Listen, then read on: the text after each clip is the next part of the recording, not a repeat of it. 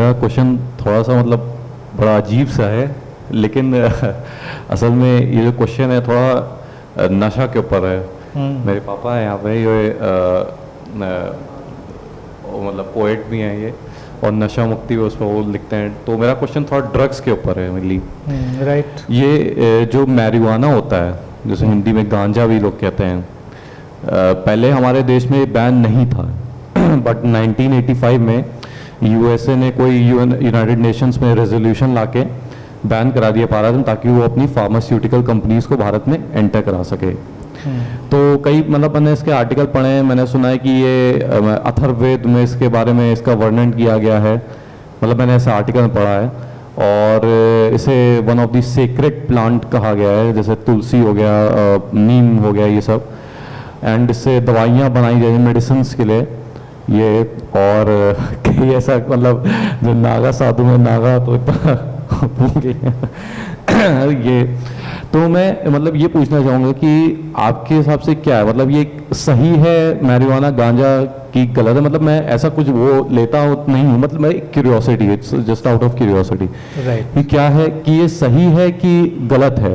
और किसे जो लोगों ने एक जो परसेप्शन बना लिया कि इसे ड्रग्स की कैटेगरी में, क्या वो वाकई में ड्रग्स की कैटेगरी में आना चाहिए कि मतलब इसका अपना अलग ही मतलब वो है? मेरा ही प्रश्न है। Thank you. देखिए, ड्रग्स तो खतरनाक है ही हैं, ह्यूमन हेल्थ के लिए इसमें तो कोई संशय नहीं है। और इन सब बातों में हमें आज की तकनीक और विज्ञान पर ही भरोसा करना होगा कि जो रिसर्चर्स बताएंगे कि उसमें क्या चीज़ें नुकसान करने वाली हैं, क्या नहीं है। ड्रग्स या किसी भी तरह का नशा वो किसी भी तरह से, किसी भी एंगल से सपोर्ट तो किया नहीं जा सकता, बिल्कुल स्पष्ट बात है। रहा सवाल वेद में कहा गया है, ये एक ऐसी बोगस थ्योरी है। वेद में कहा गया है कि भारत में हर चीज़ आज के तारीख में निकालिए, लोग कहेंगे वेद में ये कहा गया है। और हालांकि वेद एक इतनी बड़ी किताब नहीं है, आप कोई भी व्यक्ति बस 2-2.5 महीने इन्वेस्ट करे कायदे से, वो चारों वेद आराम से पढ़ सकता है। संस्कृत नहीं तो हिंदी में, इंग्लिश में ट्रांसलेशन पढ़ लीजिए। मैं तो कहता हूँ एक बार पढ़ के झंझट खत्म करी जाए कि क्या लिखा है उसमें, क्या नहीं लिखा है। अब इस्लाम वाले उनकी हर चीज़ कुरान में लिखी है, क्रिश्चियन वालों की हर चीज़ बाइबल में लिखी हुई है।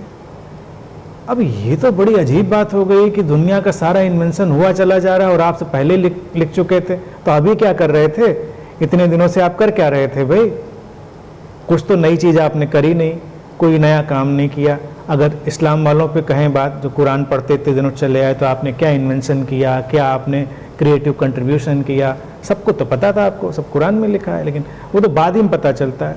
जैसे एक और बोगस थ्योरी चलती है, कोई भी घटना हो तो सब नॉस्ट्राडामस पहले ही कह के गया है। Nostradamus, who is this Nostradamus? बाद ही में पता चलता है, पहले तो नहीं पता चलता। और कौन रिसर्च करने वाले लोग हैं जिनको ये बाद में पता चलता है? एक बार उनकी मीटिंग करा के कहिए कि तुम पहले ही सब स्टडी कर डालो ना।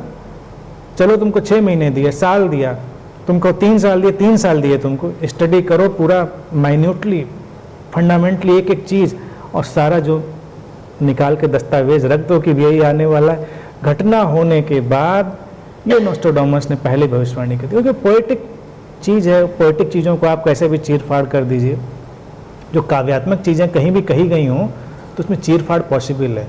तो यही वेदों में है कि ऐसी चीज़ है तो इसका मतलब ये है, उसमें पहले कहा गया था तो पहले के लोग, अब पहले के लोग अगर कोई मूर्खता भी करते रहे हो तो क्या हम उसको आज करेंगे?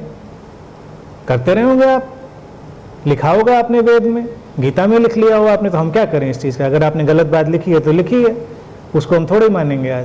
आज के वक्त में साइंटिफिक इंफॉर्मेशन की एज में जो चीज़ सामने आएगी और लेबोरेटरी में प्रूफ होगी वो मानी जाएगी ना।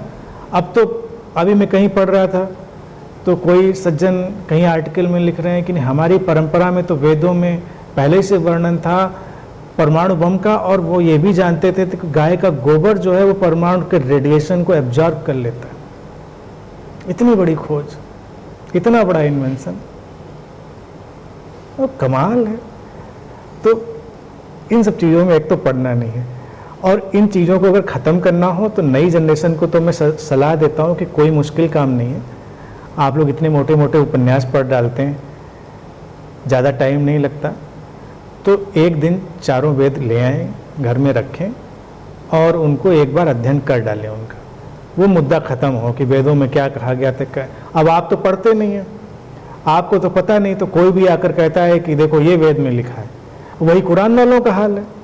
पढ़ते तो है नहीं कायदे से लोग, उनके मुल्ला मौलवी आके कहते हैं देखो इसमें ये लिखा है, तो साहब लिखा ही होगा ये, और वो जिस भाषा में भी लिखा है मान लीजिए वो, तो उनकी ओरिजिनल भाषा वही है, नहीं कि ईश्वर की या जो भी प्रॉफेट वटेवर जो मैसेंजर, उसकी एक पेटेंटेड लैंग्वेज होती है, उस लैंग्वेज में ही बात आएगी।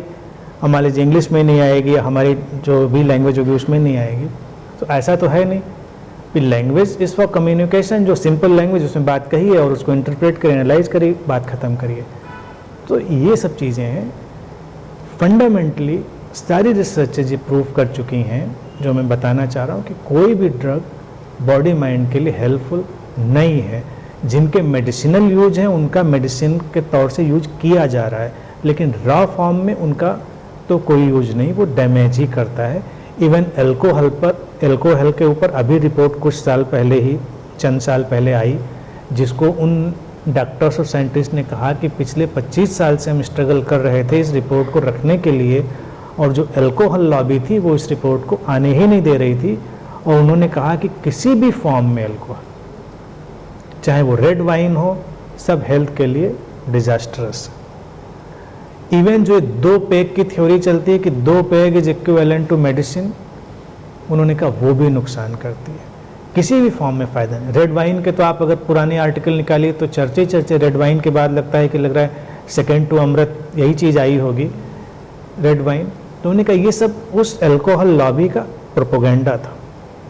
तो इसी तरह से ये सब हैं, चाहे वो भांग हो या marijuana जो है, मतलब ये सारी चीज़ें हैं, तो इनके कोई फ़ायदे नहीं हैं। अगर इनके कोई मेडिसिनल फ़ायदे होंगे तो एक्सट्रैक्ट कर लिए जाएंगे, और उनके एक्सट्रैक्शन से जो भी चीज़ बनेगी वो मार्केट में आएगी, सामने आएगी, लोग उसका फ़ायदा करेंगे। लेकिन उसके बीच में अपनी बॉडी को डैमेज करने की ज़रूरत तो बिल्कुल भी नहीं है।